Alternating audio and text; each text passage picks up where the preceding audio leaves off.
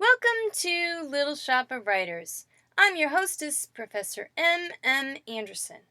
This is the 13th lesson in my new web series of short, informative writing videos. Learn more about me and my workshops at www.littleshopofwriters.org. Lesson 13, Punctuation Endings, question mark, period, exclamation point.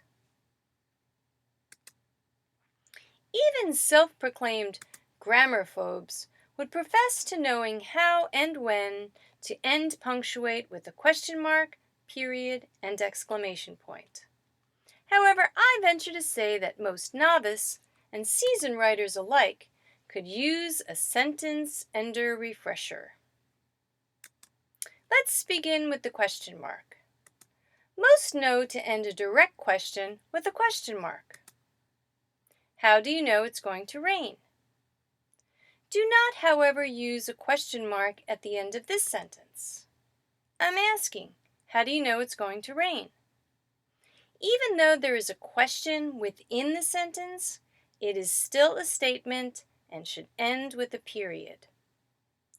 A capital letter always follows a question mark. Sounds like a given, but many writers forget this rule when penning a multi-part question or dialogue. For example, what's tomorrow's weather forecast? Rain, sun, cloudy with a chance of meatballs? She inquired. This may look right, but it isn't. This is the correct way to write that extended sentence, which also happens to be an example of dialogue. Notice that the R in rain, S in sun, and C in cloudy are all capitalized.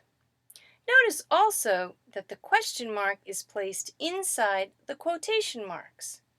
Punctuation goes inside the quotes most of the time. There is an exception. If the question is the quote, the question mark should be placed outside of the quotation marks. For instance, do you agree with the statement, "A penny saved is a penny earned"? I do. Moving right along. Be careful not to fall into the trap of using question marks with indirect questions. These are statements that contain questions. Instead, use a period after an indirect question. Incorrect. I wonder where Dino is hiding. Correct. I wonder where Dino is hiding. Period. Question marks should not be used with rhetorical questions either. What's a rhetorical question, you ask? It's a question that doesn't require an answer. For instance, would you stop playing on him? Finally, use a question mark with half questions. Dinos are extinct, right? On to periods. Most writers know a period ends a statement. Spring is my favorite season.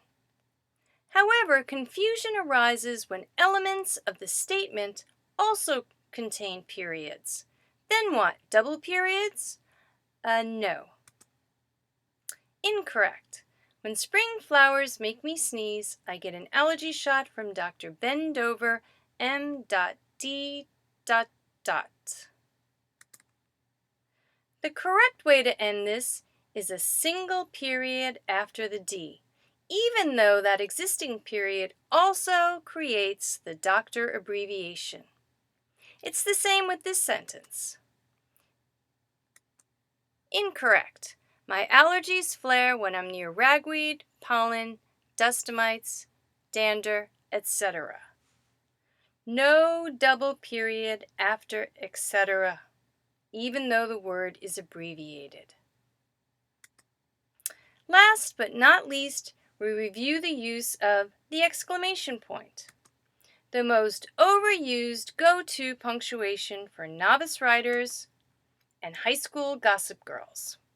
Exclamation points should be used sparingly to show emotion, emphasis, or surprise.